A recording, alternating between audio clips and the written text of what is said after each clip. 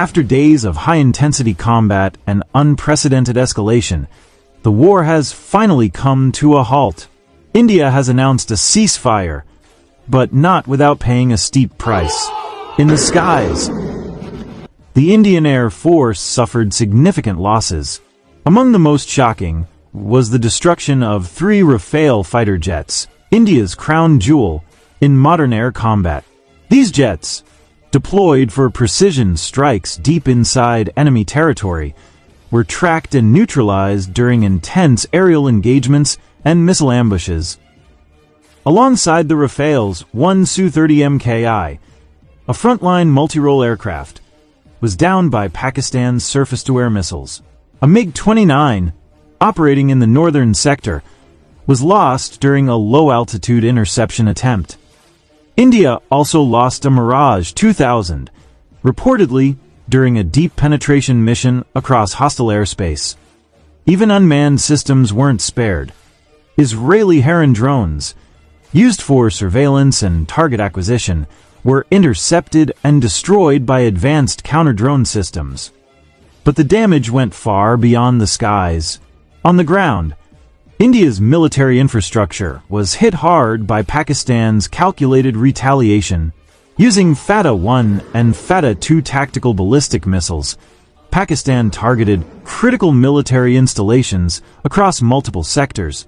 High-resolution footage and satellite analysis reveal extensive damage to forward air bases, ammunition depots, fuel reserves, and even brigade headquarters in frontline zones. Multiple command and control centers were either destroyed or rendered inoperable, crippling communication and coordination during key hours of the conflict.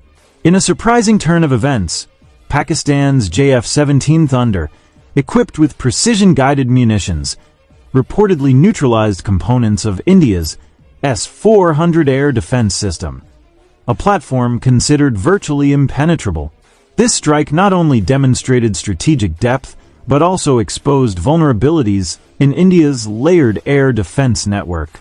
The ceasefire may have stopped the bullets, but it couldn't reverse the damage.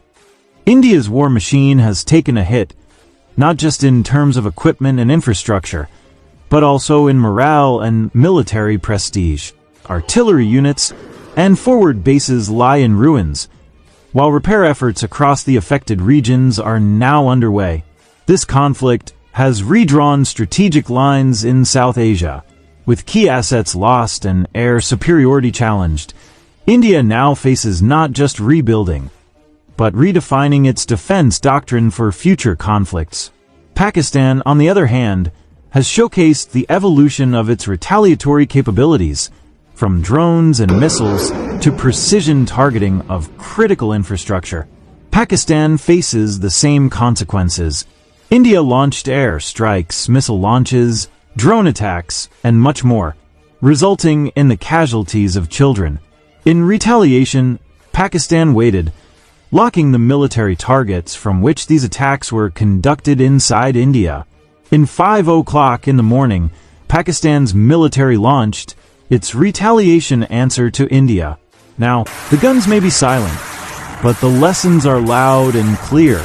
This war may be over, but its impact will echo across military corridors, strategic circles, and defense policies for years to come.